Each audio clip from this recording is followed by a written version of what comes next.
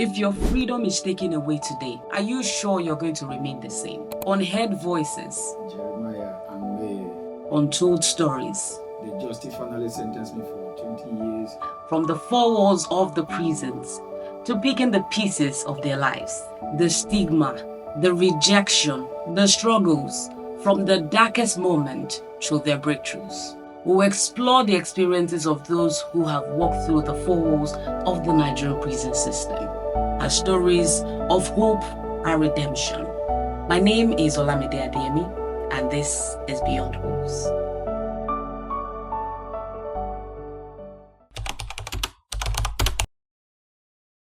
Hello, thank you for joining us on the first episode of Beyond the Walls. This is a safe space for those who have been through the prison facilities to talk about their experiences, what life was like for them within the four walls of the prison facility, and what life is for them afterwards. My name is Olamide Adeyemi, and my guest today is Jeremiah and Welcome, thank you for joining us today. Thank you. So talk to us about your experience. What was it like for you from the place to the prison? Well, there's always a cause for occurrence or something to trigger somebody to get yourself involved, especially in that which is against the rules or the law of the land. I was working like every other citizen of Nigeria, but in this particular year of 2012, I have a very serious financial challenge, and the only way I think to go about it to have it solved was to go against the law in the company where I was working, and stole the cars from the company and have this car sold, though the arrangement was as they're taking the cars out, I will receive the money. Was unfortunately that as I was planning it, somebody else also was planning it on me. Having took the cars out, hand over the cars to the person we've been discussing. He said, okay, the money was not available at the moment, there's money somewhere we should go, that somebody else took the car.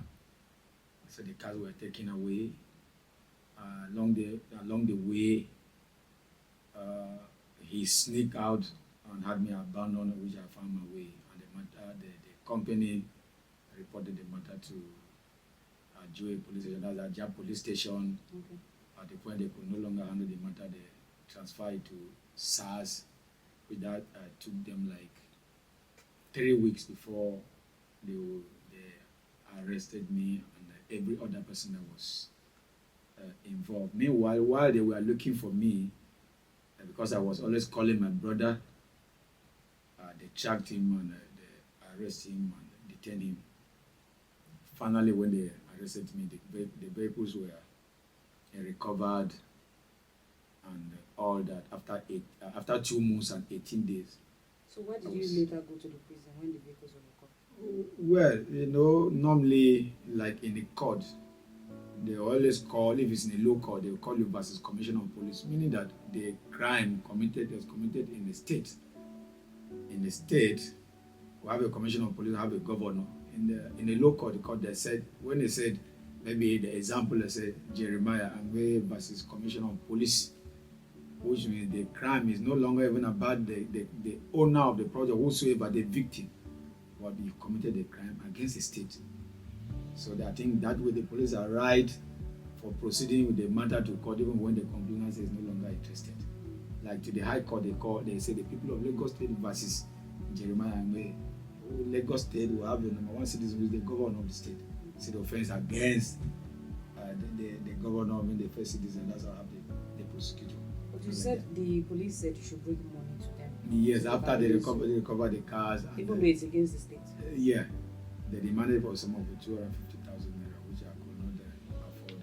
And finally, they charged the matter to court. Outside of what really happened, my case was a cartel because it was reported the staff of our company stole our cars and they have gone. But now, while taking me to court, I don't know for whatever reason I was not charged conspiracy to commit armed robbery and armed robbery. Different from, and that is also what contributed to my staying long in correctional center, accomplished with the court delays and all that. So how long were you sentenced? Well, after attending the court like 7 years plus, the justice finally sentenced me for 20 years. 20 years to serve, I think about 12 years too. But coupled with the whole thing, I was supposed to be discharged by 2027. But by the intervention of the governor of the state, Sanwo-Olu, who granted me pardon last year, 9th of July. So, okay, we'll come back to that. Yeah. So, what was it like for you the day you were sentenced? How did you feel? And when you arrived at prison, the first day, what did you feel like? The first day, it was very strange. It was strange because when you enter the prison, one thing you understand is you are meeting with the strange people. Even there are rules and regulations, and the system there is, as far as you are brought in there, you go in as a criminal or recorded as a material somebody, and the people there will not want to give you that kind of chance to show, carry out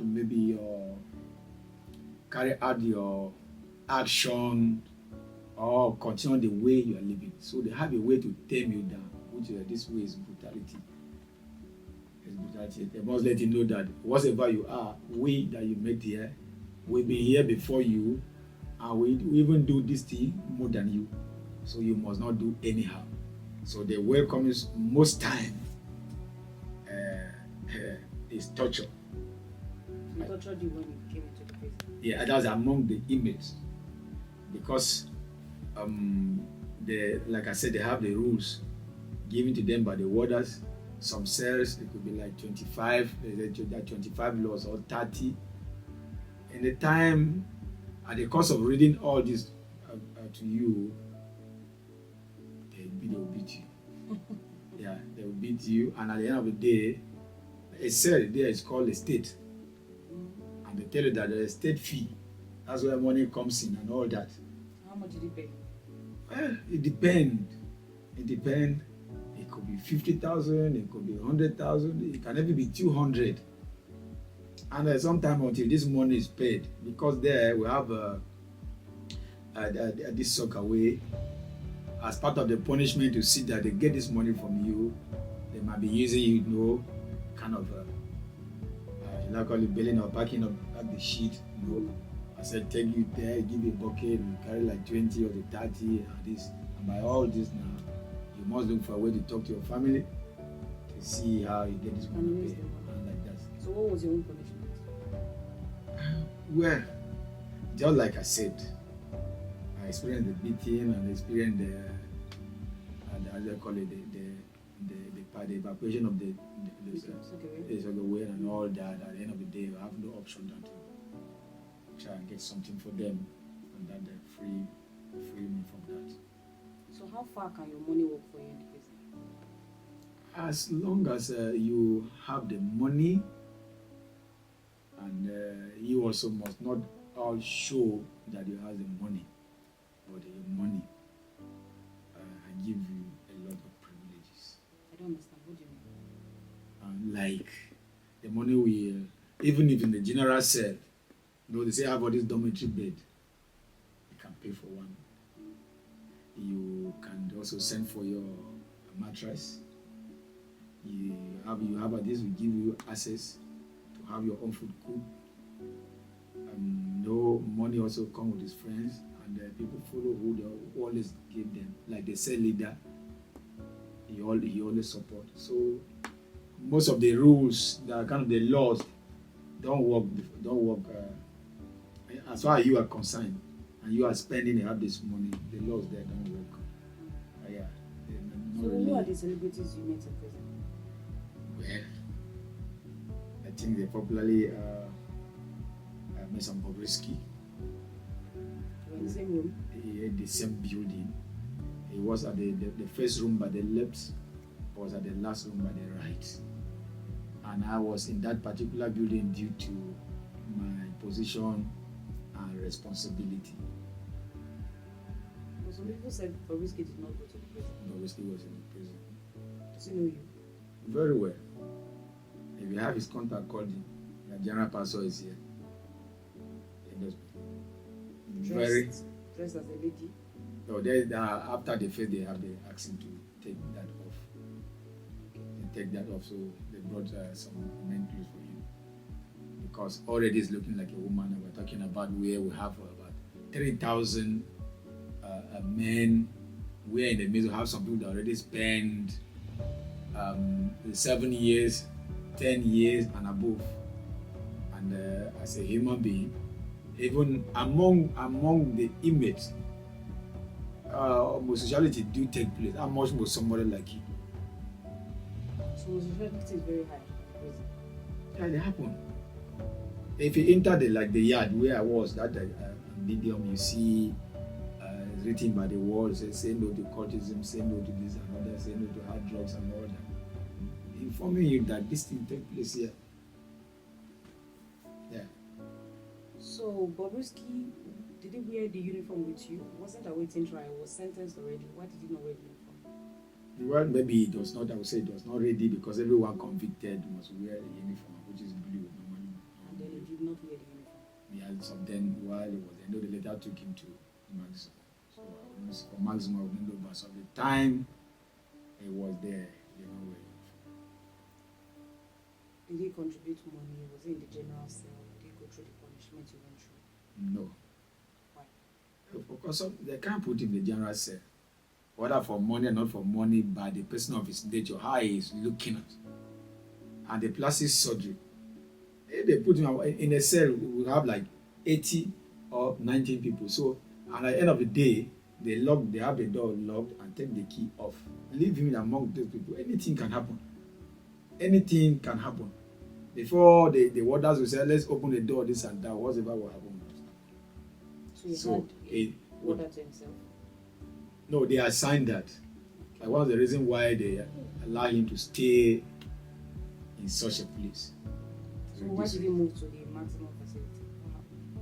Like I said before, while he was there, so many people, friends and families, which is the right of inmate, they came to visit him. So many, and the reception from the outside don't have seat that can accommodate the numbers of the people.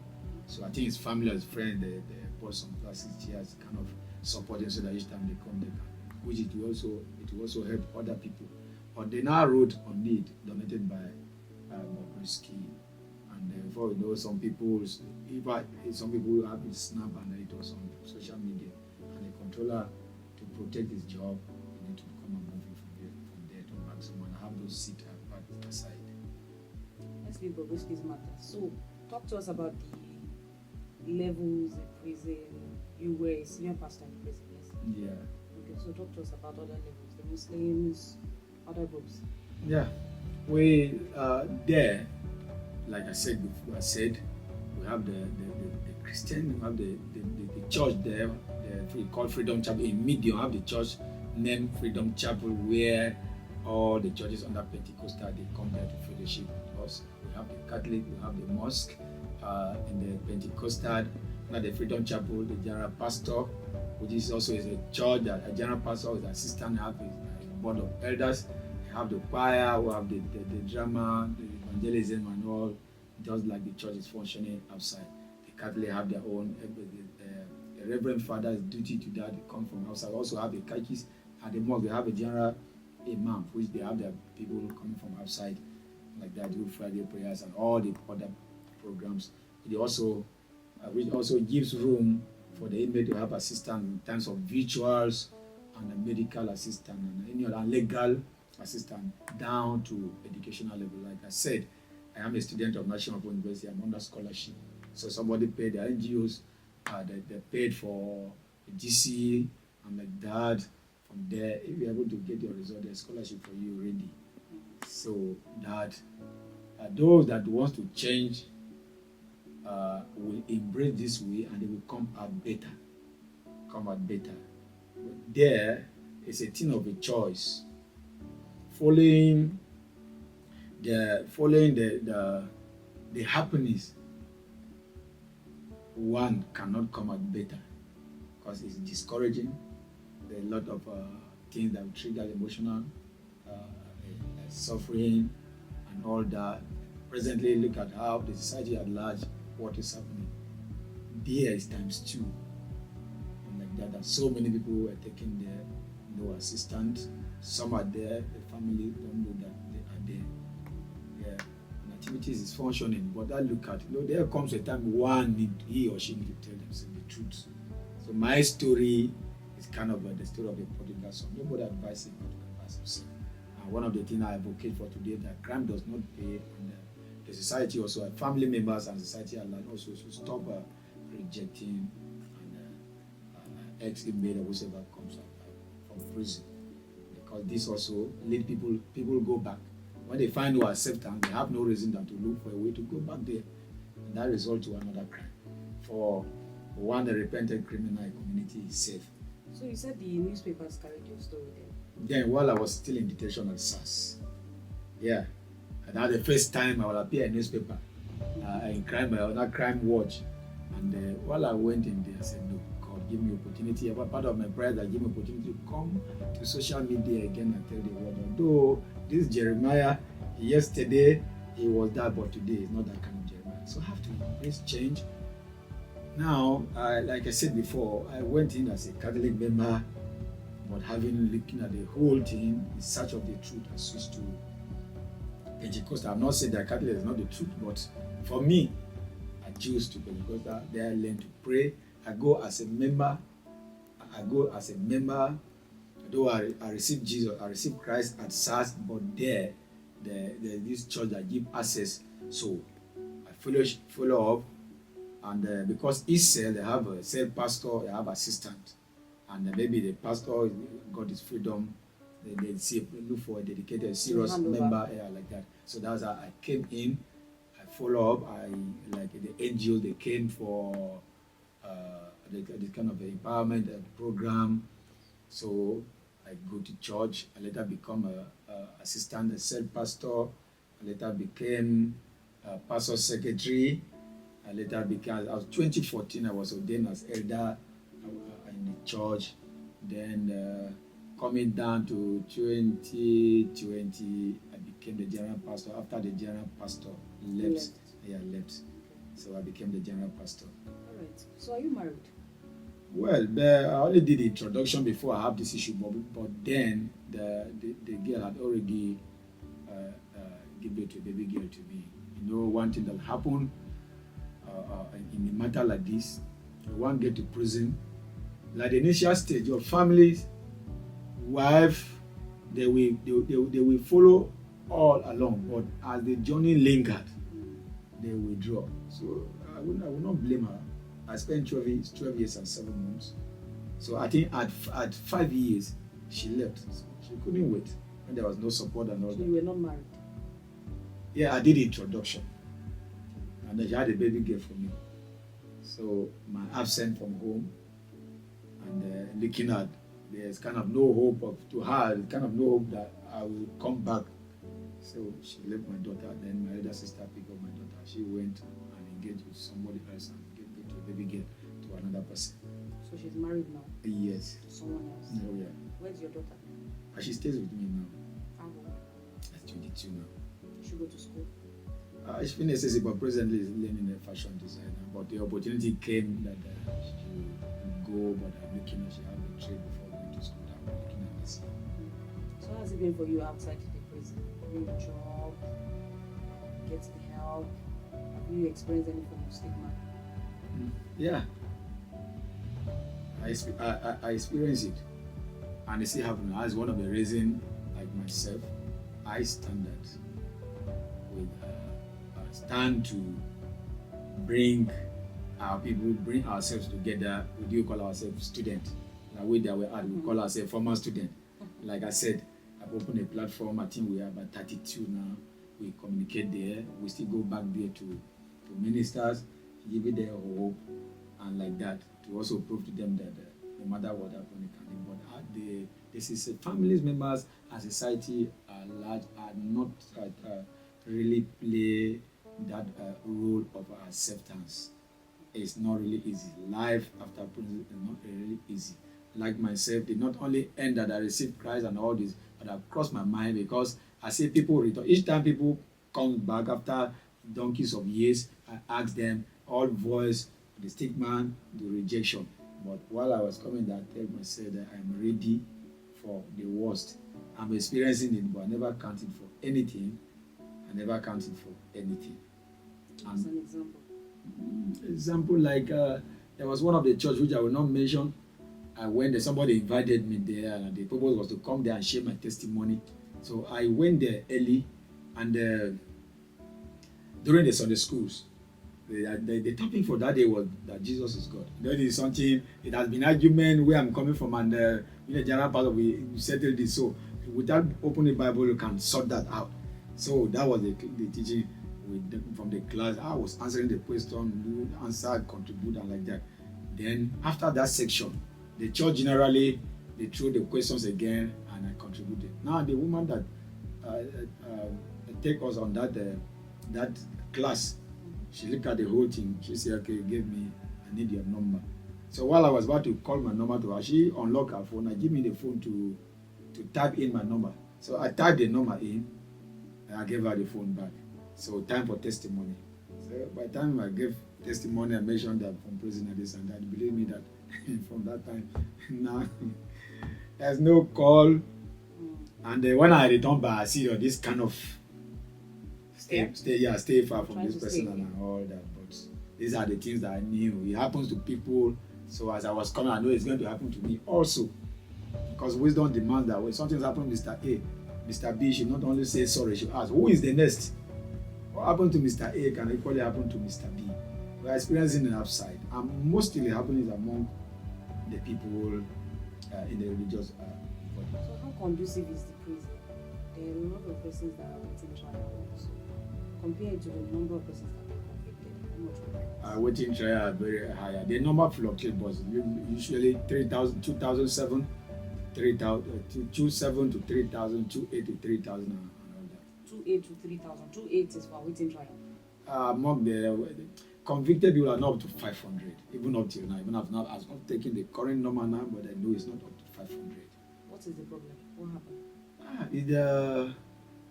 I would say it's the courts and the lawyers also are contributing to this. Some people are there, they have money to pay for a lawyer, but you believe that the lawyer will take money at the end of the day, will not do anything. Some people are paid the first lawyer, pay the second. They say have money to pay for the third, but they don't know who they can trust to pay. So lawyers are duping prisoners? Yes. Like myself, the day they took me from SARS to Ikeja, then you see I have low court in that high court of law. There's still low court operating there. I came with that separate from SARS. I was having I think 750 naira. One of these lawyers there, they called them charge and barely came like that. It was time for me this and that and that. I said, okay, this 750 naira. Take this money, get me one pay of separate. The remaining one, use it anything I can. Use bread and water. You believe me, I never see him up till now. He left. And some people's family was eager because they would tell us if they are getting you free now. Some people fall a victim of giving out even 200,000, 250, believing that their brother or their sister will get their freedom. They just collect this money and disappear. And one of the reasons why they even remove the law code from that Ikeja premises to Ogba completely. So these are the things. So it's happening, and not only that, there is a slow operation of the judiciary, especially the area of you can be going to court for like 5 years or 6 years, and maybe a day after the judges after their vacation, and maybe they change the judge, move to another court. If the judge did not carry your case file, leave the case file behind, another judge comes in, starting afresh. So that 7 years you begin to court, that is 0, and like that. So this is one of the reasons. And sometimes they don't take you to court on time. It at first. Sometimes by the time you get to court, they've already called off your case. And some judges, they have this.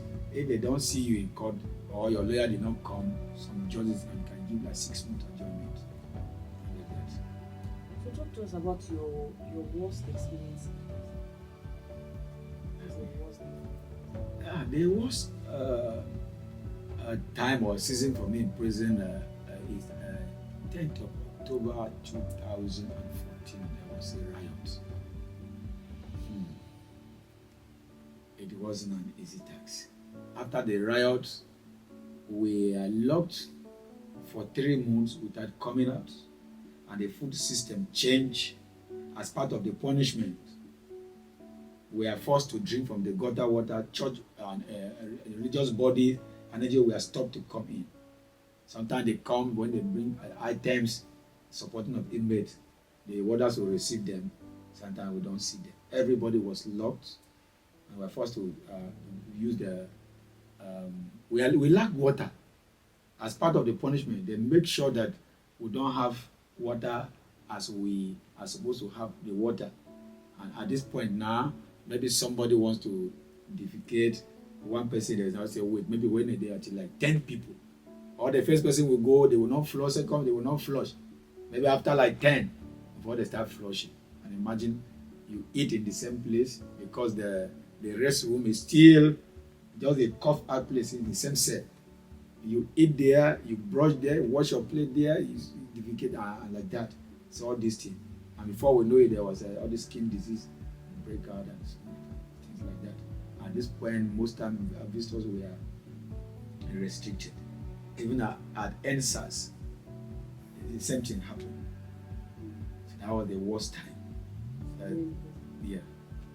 So you're also in the same prison with Evans? No, A is in maximum. It's a maximum, but it's a student of national funding. Last time I went, before I got my final, last time I went for exam.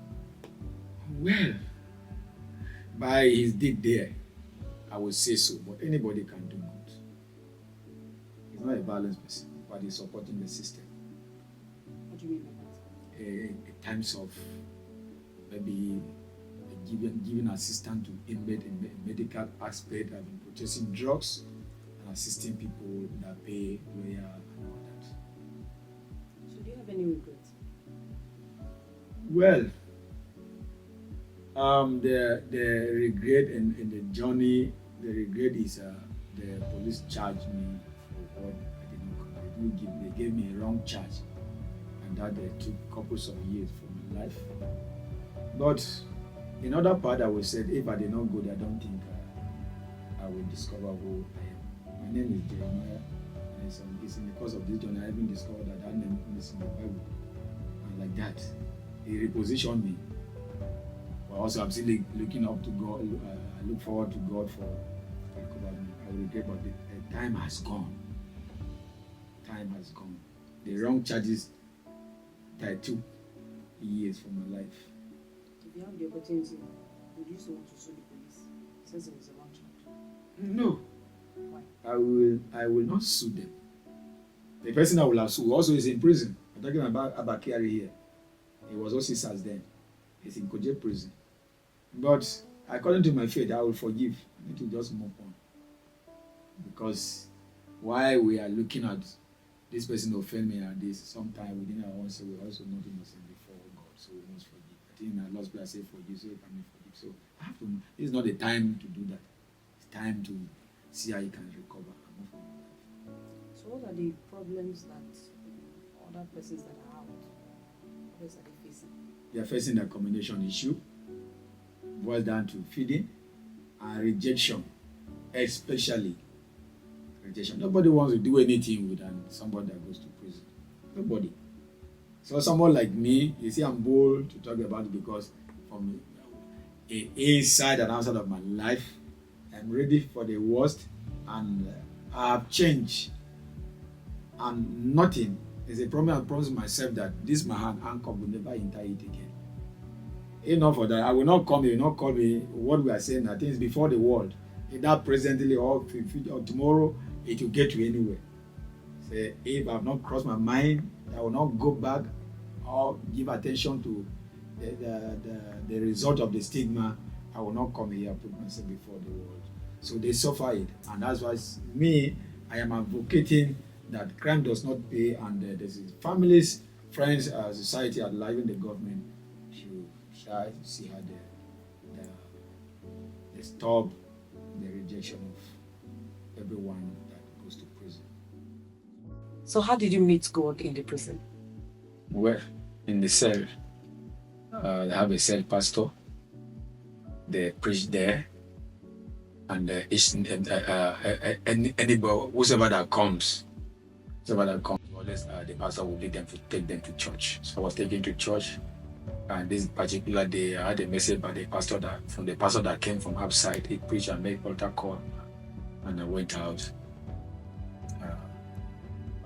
I want to receive Jesus Christ, and I received that day. While I was crying out, because the message for that day was talking to me. I think the message was discover to recover also. So throughout that day, I was crying, and after that, I continued to go. So keep on hearing the message, keep on hearing from there. We put to discipleship class. Under the discipleship class, it was not long. It was not up to 7 months. I became assistant pastor of the cell. At that position, it's expected you must. The Bible says, to whom much is given, much is expected. It says that you live to what you are standing for. So from there, consistency, because in the church that they do give a yearly award as in best pastor of the year, all those kind of things. And throughout my times, I was winning. So as I keep improving, like I said, because you use you and your Bible. You must read your Bible, and you always prepare yourself to preach to the people. So you can't just afford to stay like that. So that grows me, and I become wild in it. The day I come across Jeremiah chapter 1 verse 5, it says that the day while he was in your mother's womb, I ordained to be a prophet to the nation and all that and all that. No, yes. So I said, no. So this is me. So I decided to build from there. So I keep going, study, follow the discipleship class, empowerment programs, and religious NGOs they come with. And I became a pastor's secretary. From there, they ordained me elder. Later, become assistant general pastor. I finally left as a general pastor there. And there is church. January to December is church. Morning, evening, afternoon. Morning, don't have something else you are doing. I'm not that kind of the football people out there, but it was just all about search for God. There I learned how to fast. I don't know how to do fasting before. And as I keep growing, begin to fast, do fasting 3 days, dry fasting, I do 7 days, I do like 14 days. The access revival, do evangelism there. So all this thing they grow me. So I came out with all these things, all that knowledge. And what I'm studying in National University is theology and all that. So okay. So do you still feel angry towards the person that left you? Like my wife? Yes. No. I have to move on. There's no time again. I have to move on. So I don't, it's just like somebody is swimming an ocean now and is carrying the kind of hanging bag or a traveling bag. You have to let me if he must move. He must move. Do you still talk to her? No. Why? I don't talk to her. I don't talk to her. Okay. So now that you're out, what's next for you? Well, one is to get something that I can do something independently, so that I will have first this work. I stand to be a voice for the people behind the bars. My agenda is advocate, but crime does not pay, and the stopping of the rejection of an inmate. Because as I'm talking now, you've been preaching this agenda. You got a pardon from the state government. The state governor, yes, 9th of July last year. I'll be preaching it everywhere I go. I'll be preaching it. My pulpit is on the street, the ghetto, and the prisons. The other time I make inquiry about the police by that Oguji Ojeta Road. They say, okay, they say I should be coming there to preach. Well, when I'm coming, I should come with no all these detailed things to support the people inside the same. Just financial constraint that have been going there. These are places I want to go. Because they don't have people don't have to be there before you go and preach to them. People don't have to be there. You're creating a better society, a peaceful society. This place you look at. Those what we ignore on the streets. When like we are crying the leaders and that and that and that, they will use them against ourselves, If they know come to the knowledge of the truth, such will not happen. Though sometimes we move around the street of Nigeria or Lagos, we say there is no law. There is law until you enter the law before you know that there is law. Apart from the law, it's the deliances along the line. Some people go there, never come out alive. People die there. And I mentioned the riot before. Many people are shot to death. Say, if not God, like myself, I died twice and woke out of sickness. So he's God. So I believe that my testimony is like that kind of each time we want to preach to, especially the people in prison, they bring Joseph's story. What? He's the present Joseph now. My story, I don't have to quote all the Bible. My testimony, each time we go there to preach, we see how it happens. So we need to go back there, share this testimony, give them hope, tell them the happening outside, they should prepare themselves ahead of time. So that is my priority. But also, while I was coming out, while I was praying for my freedom, I was asking God aside for this message of hope, telling the society, tell people that crime does not pay. What else? What refers me to go into farming? So as I am now, like I said something before, someone already has a portion on a plot of land where I want to start a catfish farming. It's just a financial a challenge I see happening. I will have started that. Okay. And looking at it, if I work now, and maybe you pay me 100,000 a month. Talking about it, we're starting to look for a way to recover now. Don't want to have issue. It will take my time. The only quicker way that I will recover now is to don't have something doing by myself. So do you want to get married again? I will do when when I'm settled down to have something first. That's something that's source of income. I will do. I want to do that because it's too tempting in the ministry. It's too tempting. I need to do that, and I want to provide a model for my daughter. It's been an interesting discussion with you. Thank you for talking to us. Thank you. So, what advice do you have for people in the prisons right now, and those that are looking at possibly going to the prison from what they have been doing? Okay.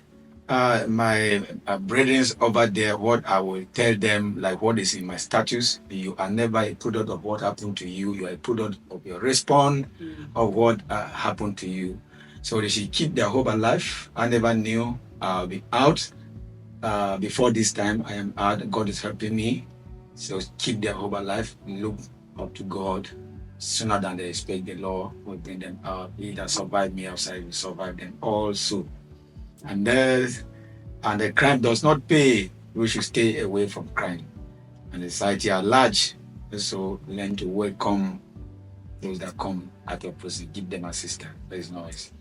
I really do not look like what you've been through, actually. But it's been an interesting conversation with you. Everyone deserves a second chance. That's why I brought you here to also talk about what is just a lesson for other people to also learn. Yeah.